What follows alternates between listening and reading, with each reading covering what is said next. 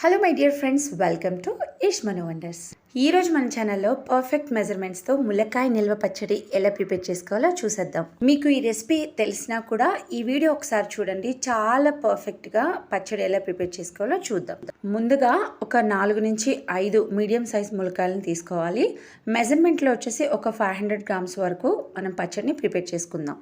చూడండి, మీరు ఎక్కువ క్వాంటిటీలో పికిల్ ప్రిపేర్ చేస్తున్నట్లయితే యూజువల్గా మనం కర్రీ చేసుకున్నప్పుడు పైన పీచు తీసేస్తాం కదా, కానీ ఈ పికిల్లో మాత్రం పైన పీచు తీయకుండా మీరు ప్రిపేర్ చేసుకోండి. నేను తక్కువ క్వాంటిటీ చేస్తున్నాను కాబట్టి పైన నార తీసేసి ప్రిపేర్ చేస్తున్నాను. ముందుగా ఒక 100 గ్రామ్స్ వరకు చింతపండును తీసుకొని వేడి నీళ్ళలో ఇలా నానబెట్టుకోవాలండి. ఒక హాఫ్ అన్ అవర్ నానబెట్టుకుంటే సరిపోతుంది. పులుపు కొంచెం తక్కువగా తినాలనుకుంటే ఒక 80 గ్రామ్స్ అయితే పర్ఫెక్ట్గా సరిపోతుందండి. పోపు దినుసులకి మనం ఈ విధంగా పోపునంతా ప్రిపేర్ చేసుకోవాలి. వెల్లుల్లి కొంచెం ఎక్కువ వేసుకుంటే టేస్ట్ అయితే చాలా బాగుంటుంది. పైన పీల్ తీసేసి వెల్లుల్లిని యాడ్ చేసుకోండి. ముందుగా ఒక ప్యాన్ తీసుకొని అందులో 1 స్పూన్ వరకు మెంతులు, 2 స్పూన్ల వరకు ఆవాలను యాడ్ చేసి రోస్ట్ చేసుకోవాలండి. కలర్ చేంజ్ అయ్యేంత వరకు రోస్ట్ చేసుకోవాలి. ఈ ఆవాలు మెంతులు అనేవి ఎక్కువగా రోస్ట్ చేయొద్దండి, చేదొచ్చేస్తుంది పికిల్ అనేది. సో మంచి కలర్ అండ్ ఫ్లేవర్ వచ్చే వరకు ఫ్రై చేసుకొని పౌడర్ చేసుకొని పక్కన పెట్టుకుందాం. ఇప్పుడు స్టవ్ పైన మరొక ప్యాన్ పెట్టుకుని అందులో 250 గ్రాముల వరకు ఆయిల్ యాడ్ చేసి మనం ముందుగా నీట్గా వాష్ చేసి చిన్న ముక్కలుగా కట్ చేసుకున్న ములక్కాయ ముక్కల్ని యాడ్ చేసుకోవాలండి. ఈ ములక్కాయ ముక్కల్ని మనం ఎక్కువ ఫ్రై చేయాల్సిన అవసరం లేదండి. ఒక 3 నుంచి 4 నిమిషాల వరకు ఫ్రై చేసుకుంటే సరిపోతుందండి. అంటే పచ్చివాసన పోయి కొంచెం కలర్ చేంజ్ అవుతుంది, ఆ టైం వరకు మనం రోస్ట్ చేసుకుంటే సరిపోతుంది.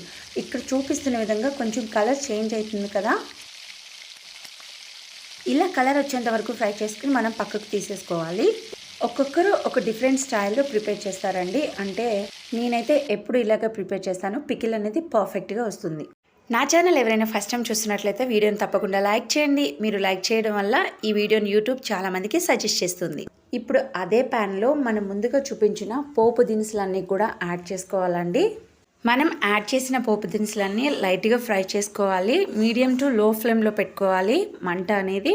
వెల్లుల్లి అనేది కొంతమంది దంచి వేస్తారు, పీల్ తీయకుండా వేస్తారు. బట్ ఇలా మనం పీల్ తీసి యాడ్ చేసుకున్నట్లయితే తినడానికి కూడా చాలా బాగుంటుంది అనేది నా ఒపీనియన్.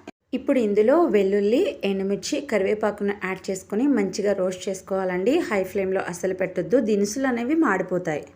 మనం వేసుకున్న దినుసులన్నీ కూడా మంచిగా ఫ్రై అయిన తర్వాత ఇందులో మనం ముందుగా నానబెట్టి చింతపండు గుజ్జుని ప్రిపేర్ చేసుకున్నాం కదా, ఈ చింతపండు గుజ్జుని పిక్కలు, నారలు అలాగే ఇవంతా నీట్గా క్లీన్ చేసుకుని ఇలాగ స్ట్రైనర్తో మనం చింతపండు గుజ్జుని ఆయిల్లో యాడ్ చేసుకోవాలండి. ఈ చింతపండు గుజ్జు ఆయిల్ ఫ్లోట్ అయ్యి దగ్గర పడేంత వరకు కుక్ చేసుకోవాలండి.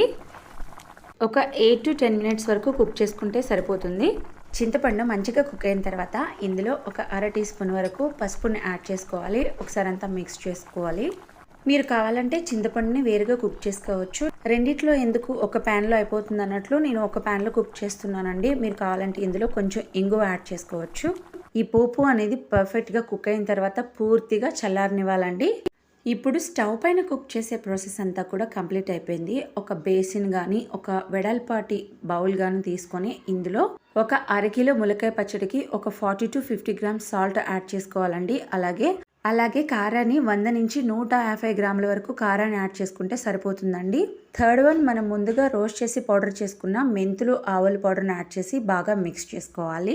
మనం వేసిన ఈ 3 ఇంగ్రీడియంట్స్ కూడా మంచిగా మిక్స్ చేసుకోవాలండి, అంతా కలిసేటట్లు. ఇప్పుడు మనం ముందుగా ఫ్రై చేసి పెట్టుకున్న ములక్కాయ ముక్కలను కూడా యాడ్ చేసుకోవాలి. ఈ కారం అంతా కూడా ములక్కాయ ముక్కలకి పట్టేలా ఒకసారి బాగా మిక్స్ చేసుకోవాలండి. బాగా మిక్స్ చేయడం అంటే ముక్కలన్నీ కూడా విడిపోయేటట్టు మిక్స్ చేయొద్దు. ఇప్పుడు ఇందులో మనం ముందుగా కుక్ చేసి పెట్టుకున్న చింతపండు పోపు మిక్చర్ని యాడ్ చేసుకోవాలండి. ఇలా మొత్తం అంతా కూడా పోపు మిక్చర్ యాడ్ చేసిన తర్వాత బాగా మిక్స్ చేసుకోవాలి. మనం ఈ మిక్చర్ అంతా కూడా ఆయిల్ అబ్జర్వ్ చేసుకుని మనకు ఆయిల్ అస్సలు కనిపించదు, కానీ నెక్స్ట్ డేకి అంటే 3-4 డేస్ తర్వాత పర్ఫెక్ట్గా అబ్జర్వ్ చేసుకొని ఆయిల్ అనేది పైకి ఫ్లోట్ అవుతుందండి.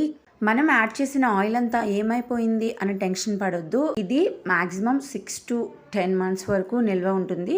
అయినా పచ్చళ్ళు 1 year వరకు ఉంచుతామా ఏంటండి? మా ఇంట్లో మాత్రం పికిల్స్ అనేవి త్వరగా కంప్లీట్ అయిపోతాయి. మీరు కావాలంటే ఒక 3 days తర్వాత ఉప్పు తక్కువైనా, కారం తక్కువైనా, ఆయిల్ తక్కువైనా ఆయిల్ యాడ్ చేసుకోవచ్చు. బట్ ఆయిల్ మాత్రం వేడి చేసి చల్లారిన తర్వాత యాడ్ చేసుకోవాలండి. పర్ఫెక్ట్గా అంతా కలిసేలా మిక్స్ చేసి మూత పెట్టేద్దాం. ఇప్పుడు నెక్స్ట్ డేకి ఎలా ఉంటుందో చూద్దాం. ఇది నెక్స్ట్ డే మార్నింగ్ అండి. Wow, it was very nice. చూసారా ఎంత కలర్ఫుల్గా ఆయిల్ అంతా పైకి ఫ్లోట్ అయింది. బట్ 3 days తర్వాత చాలా టేస్టీగా ఉంటుంది పికిల్ అనేది. మీరు కావాలంటే సాల్ట్ ఏదైనా తక్కువైతే యాడ్ చేసుకోవచ్చండి. బట్ నేను చెప్పిన కొలతలతో ప్రిపేర్ చేస్తే చాలా పర్ఫెక్ట్గా వస్తుంది. సాల్ట్ కొంచెం తక్కువ తినే వాళ్ళకి ఒక 40 grams వేసుకుంటే సరిపోతుంది, అంతకు మించి అవసరం లేదు. మీరు ఎప్పుడైనా పికిల్ ట్రై చేశారా? న్యూ మ్యారీడ్ పీపుల్స్కి ఈ వీడియో ఉపయోగపడుతుందని అనుకుంటున్నాను. ఈ వీడియో చూసిన ప్రతి ఒక్కరూ ఈ వీడియో నచ్చినట్లయితే ప్లీజ్ కమెంట్ చేయడం మాత్రం అస్సలు మర్చిపోవద్దు. వేడివేడి అన్నంలో ఈ పికిల్ వేసుకుని తింటే చాలా టేస్టీగా ఉంటుంది.